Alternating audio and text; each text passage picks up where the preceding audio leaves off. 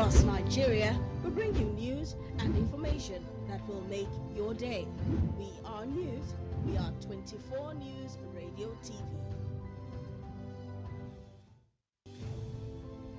From Abuja to Lagos, Sokoto to Port Harcourt, Enugu to Ilorin, all across Nigeria, we bring you news and information that will make your day. We are news. We are 24 News Radio TV.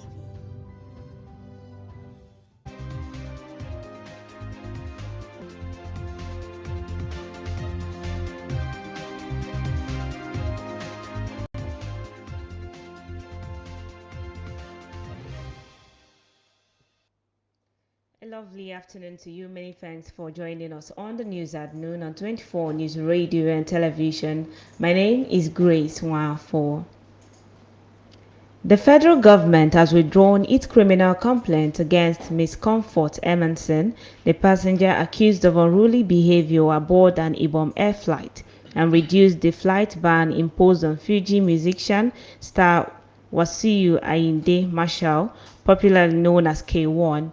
Minister of Aviation and Aerospace Development Festus Kayemo SAN announced the decision following consultations with stakeholders in the aviation sector.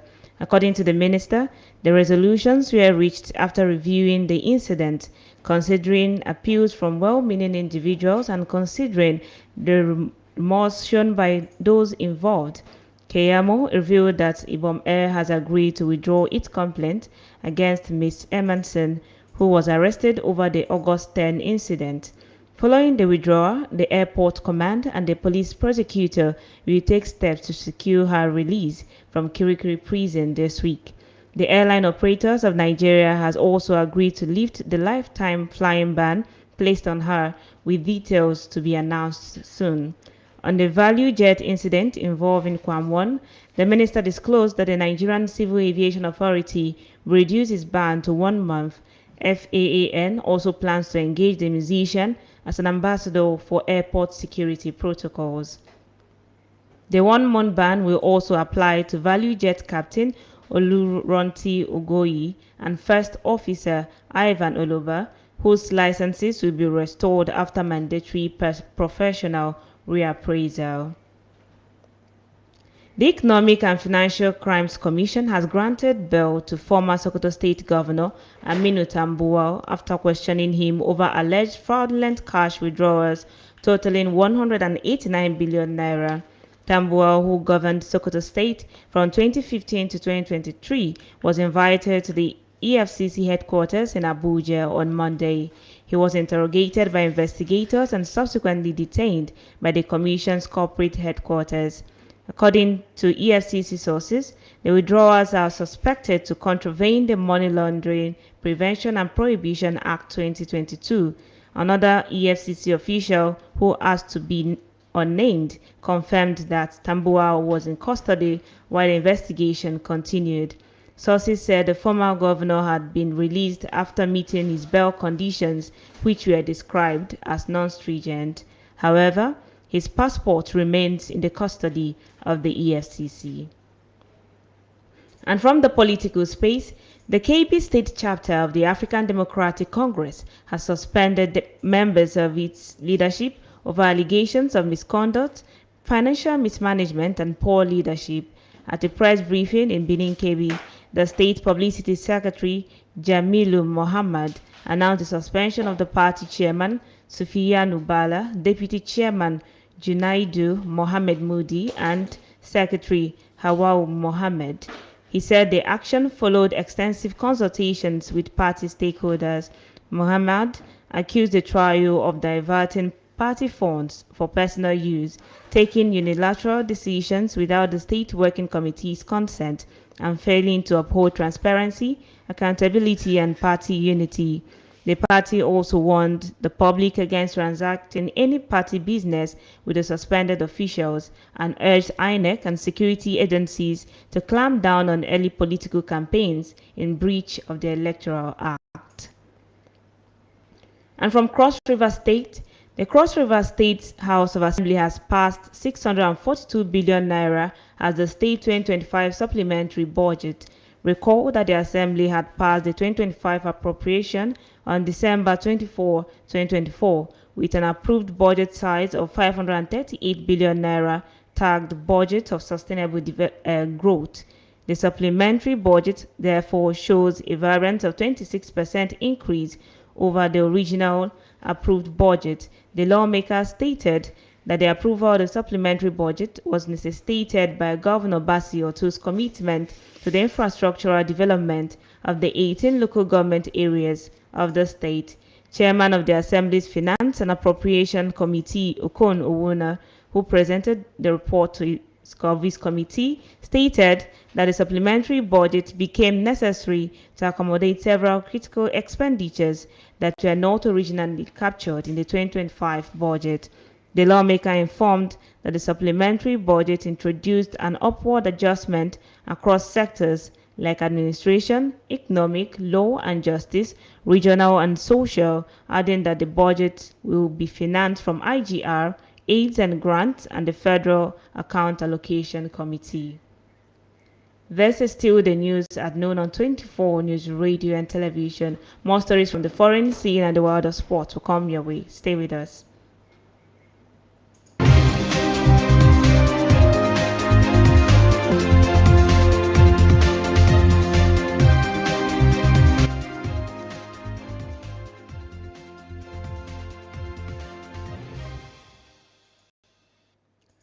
Glad to know that you're still there. If you're just joining us, this is the news at noon on 24 News Radio and TV.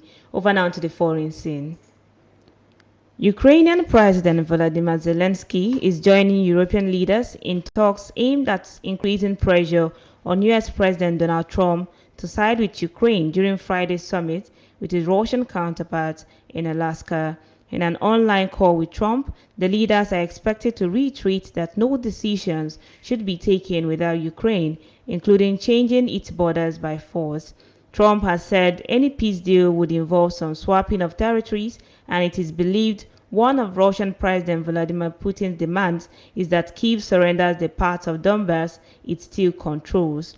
However, Zelensky said such a concession could be used as a springboard for future attacks by Russia, which has been marking gains recently. No official details have emerged on what demands Putin could make when he meets Trump in Anchorage on Friday. The Israeli military said it had approved the framework of a new offensive in the Gaza Strip, days after the call for the seizure of Gaza City.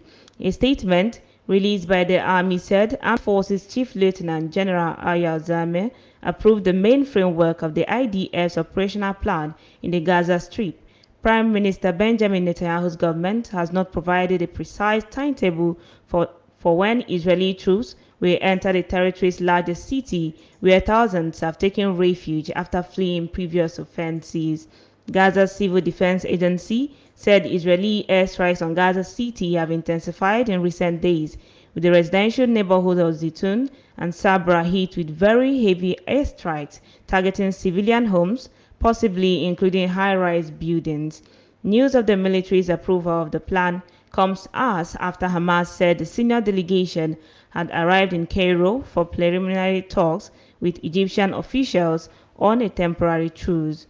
The Netanyahu's government plans to expand the Gaza war after more than 22 months of fighting have sparked an international outcry as well as domestic opposition. At least 3 people have died in a scorching heat wave that is fueling dozens of wildfires across parts of southern Europe, forcing thousands of people from their homes. Red heat alerts have been issued in parts of Italy, France, Spain, Portugal, and the Balkans, warning of significant risk to health as temperatures push above 40 centigrade. Spain's weather service, EMET, said temperatures could reach 44 centigrade in Seville and Cordoba, while southern Portugal could also hit 44 centigrade.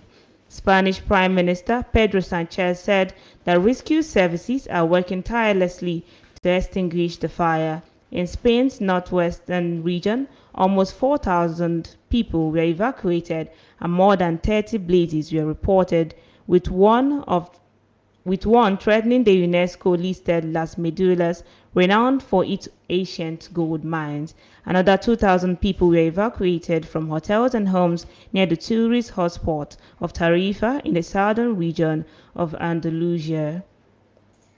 And now from the world of sport. Former Governor of Lagos State and immediate past Minister of Works and Housing, Babatunde Fashola, has called for a shift in the remodeling of Nigerian stadiums to become a hub for sport and entertainment. Fashola spoke as a guest speaker during the book presentation of veteran sports journalist Mumini Alao's autobiography at the Tayo Aderinokun Hall, University of Lagos. In his address, Fashola discussed the infrastructural challenge of Nigerian sport, noting that the remodeling can also attract people to the stadiums.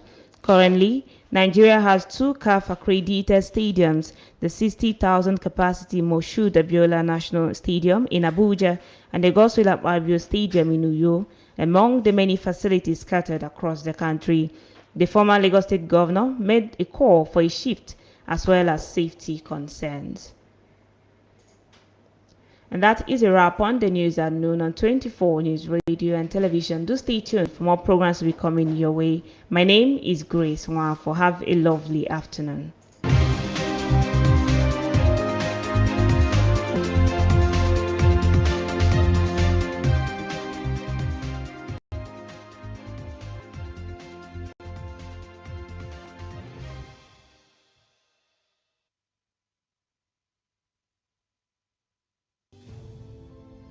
From Abuja to Lagos, Sokoto to Port Harcourt, Enugu to Ilorin, all across Nigeria, we bring you news and information that will make your day.